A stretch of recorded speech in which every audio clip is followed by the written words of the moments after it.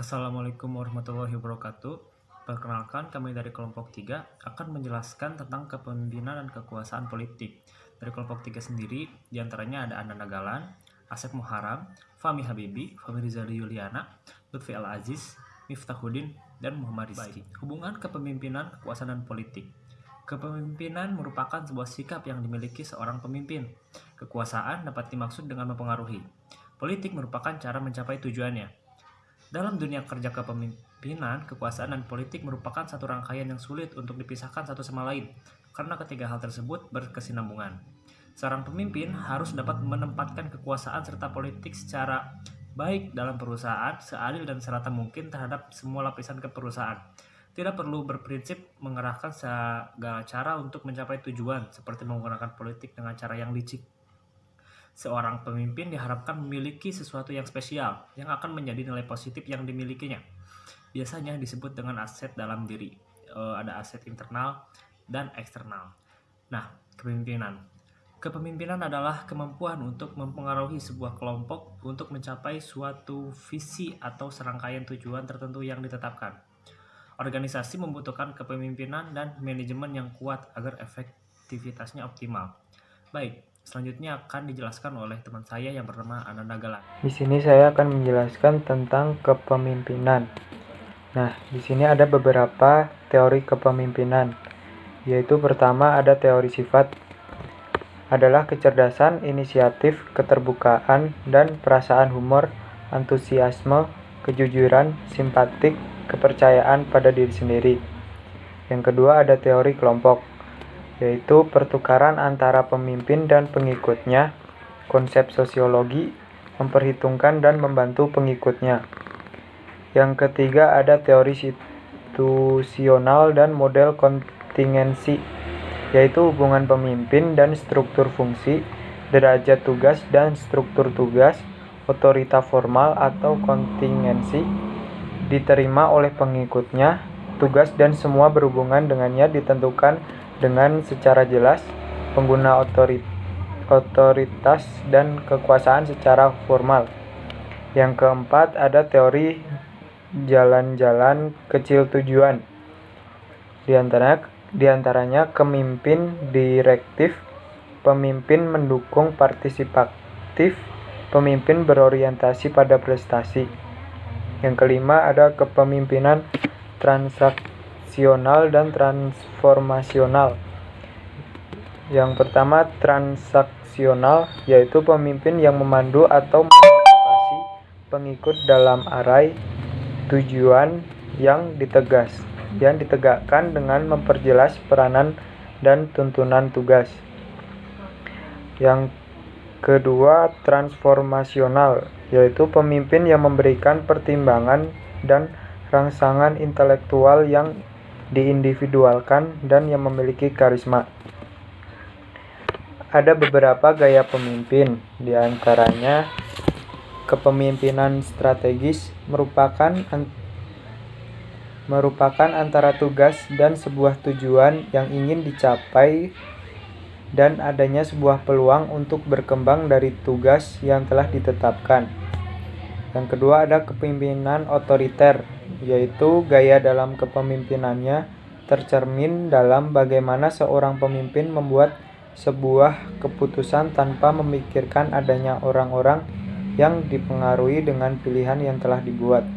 Yang ketiga ada kepemimpinan transformasional, yaitu seorang pemimpin dengan gaya transformasi selalu berusaha untuk bagaimana mengubah timnya menjadi akan lebih baik. Yang keempat ada kepemimpinan birokrasi, yaitu dalam menjalankan tugasnya dalam pengelolaan sekelompok orang, direktur ini akan mengacu terhadap SOP dan ketentuan yang masih berlaku. Yang kelima ada kepemimpinan demokratis, yaitu kepemimpinan yang demokratis merupakan seorang pemimpin yang dapat memperhitungkan dalam masukan-masukan dari orang-orang yang telah dipimpinnya sebelum membuat keputusan. Yang keenam ada kepemimpinan karismatik, yaitu pemimpin dengan gaya karismatik secara alami dapat menggeser periode atau tim mereka untuk mencapai sebuah tujuan mereka.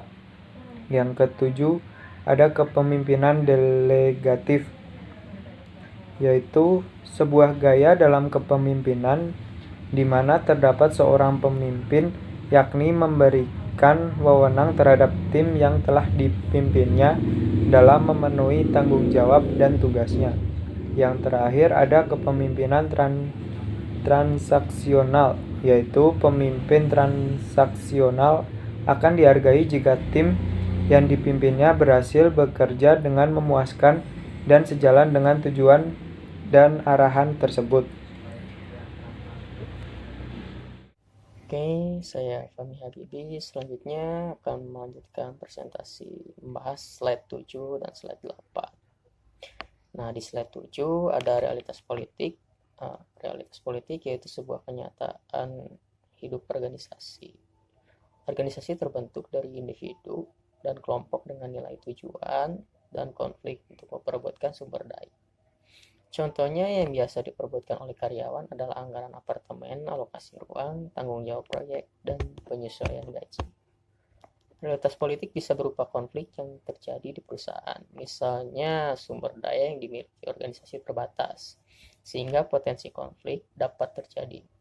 Jika sumber daya melimpah, semua konsumen yang beragam dalam organisasi dapat memenuhi kebutuhannya. Tetapi karena sumber daya terbatas, tidak setiap kepentingan dapat terpenuhi. Nah, dalam salah seorang ataupun kelompok seringkali melakukan cara-cara politik dengan mengobarkan orang ataupun kelompok lain agar memperoleh keuntungan. Maka dari itu, dalam organisasi terdapat perbedaan kekuatan yang menciptakan persaingan di tiap anggota untuk memenangkan sumber daya organisasi yang terbatas tersebut. Nah, di slide 8 ada politik dalam organisasi. Pengertian politik dengan politik dalam organisasi hampir bersinambungan ya. Konsep-konsep kekuasaan, pengaruh, sumber daya, dan juga kepentingan merupakan konsep yang melekat di dalam definisi politik maupun organisasi. Politik adalah media kompetisi gagasan antar sejumlah pihak yang berbeda guna mencapai tujuan masing-masing. Sedangkan politik keorganisasian adalah tindakan-tindakan yang diambil untuk memperoleh menggunakan kekuasaan dalam hal pengendalian sumber daya organisasi demi mencapai hasil yang diharapkan oleh satu pihak terhadap pihak lain. Seperti itu. Oke, slide selanjutnya yaitu perilaku politik dalam organisasi. Ketika organisasi melakukan perampingan untuk meningkatkan efisiensi, pengurangan sumber daya harus dilakukan. Terancamnya kehilangan sumber daya, orang dapat terlibat dalam tindakan politik untuk mengamankan apa yang mereka miliki. Tetapi perubahan apapun khususnya yang mengimplikasi realokasi sumber daya dalam organisasi secara signifikan berkemungkinan merangsang timbulnya konflik dan meningkatkan politisasi. Adapun taktik memainkan politik dalam organisasi. Yang pertama, meningkatkan ketidakmampuan mengganti. Yang kedua, dekat dengan manajer yang berkuasa. Nomor 3, membangun koalisi. Yang selanjutnya yaitu mempengaruhi proses pengambilan keputusan. Yang kelima, menyalahkan atau menyerang pihak lain. Yang keenam yaitu memanipulasi informasi. Yang ketujuh, menciptakan dan menjaga image yang baik. Yang terakhir yaitu etika berperilaku secara politis. Baik, selanjutnya di sini saya akan menjelaskan tentang kekuasaan. Nah, definisi kekuasaan menurut Maxine dan Van Glinow bahwa kekuasaan adalah kapasitas seseorang, tim atau organisasi untuk mempengaruhi yang lain. Kekuasaan tidak dimaksudkan untuk mengubah perilaku seseorang, melainkan potensi untuk mengubah seseorang. Nah, lebih lanjut lagi di sini mensyaratkan bahwa kekuasaan adalah saling kebergantungan. Maksudnya di sini di mana kekuasaan seseorang atau kelompok dapat mempengaruhi tingkah lakunya seseorang untuk mengikuti dengan sedemikian rupa atau agar sesuai dengan tujuan dari orang yang memiliki kekuasaan tersebut. Nah, selanjutnya ada unsur-unsur kekuasaan. Nah, dari unsur-unsur kekuasaan ini ada 3 komponen yang saling mempengaruhi, yaitu pemimpin, kekuasaan, dan situasi. Nah, dapat dijelaskan di sini bahwa ketiga komponen ini, yaitu yang pertama pemimpin. Nah, pemimpin sebagai pemilik kekuasaan bisa mempengaruhi pengikutnya, bahkan bisa menciptakan suatu pengikut, menggiring pengikut menjadi provokator pengikut, sehingga pengikut ini tidak bisa berpikir secara rasional lagi. Nah, kemudian pengikut juga sebaliknya bisa mempengaruhi seorang pemimpin.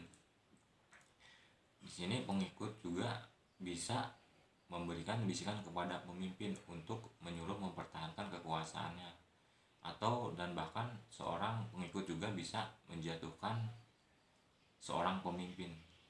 Kemudian selanjutnya, pemimpin juga bisa menciptakan suatu situasi di mana merekayasa situasi.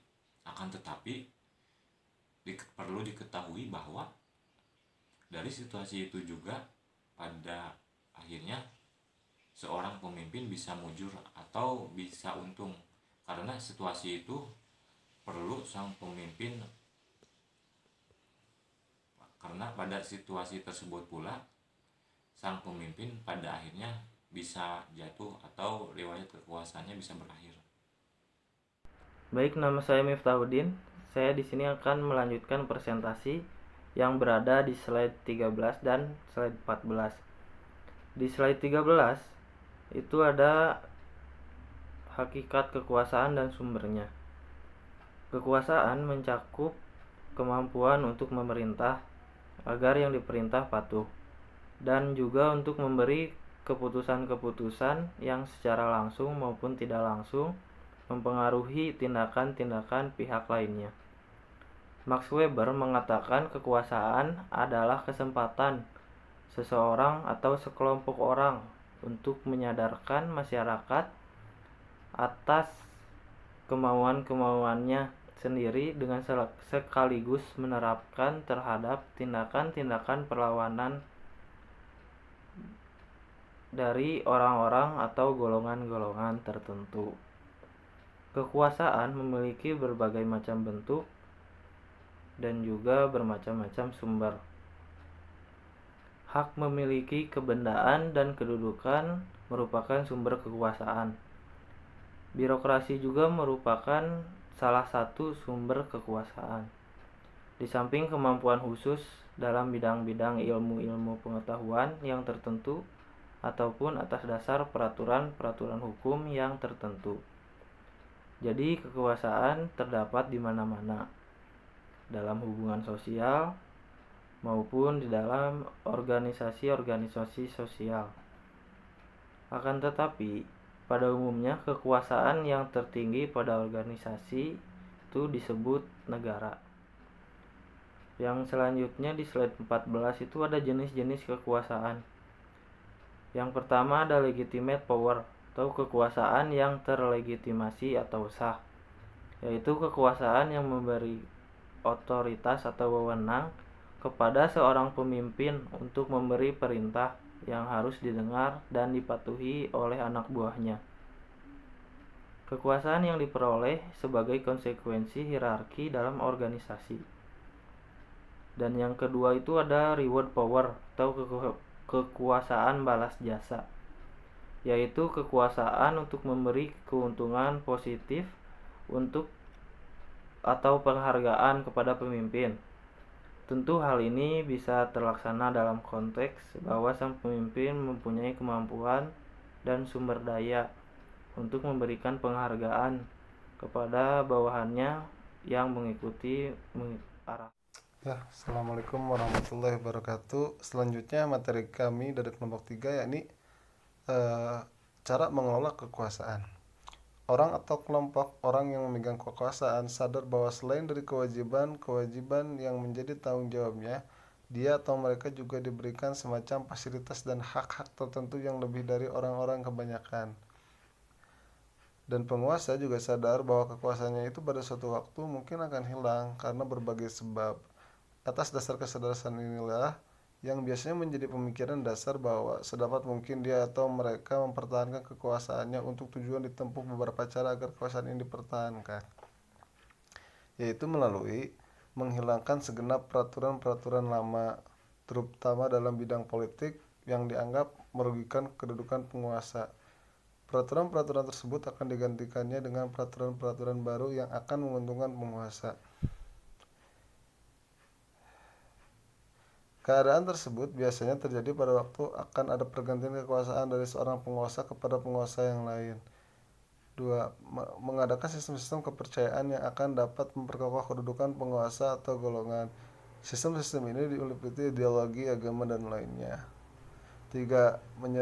Menyelenggarakan administrasi dan birokrasi yang baik yang dianggap lebih memudahkan kehidupan banyak. Jadi menarik juga sih teman-teman.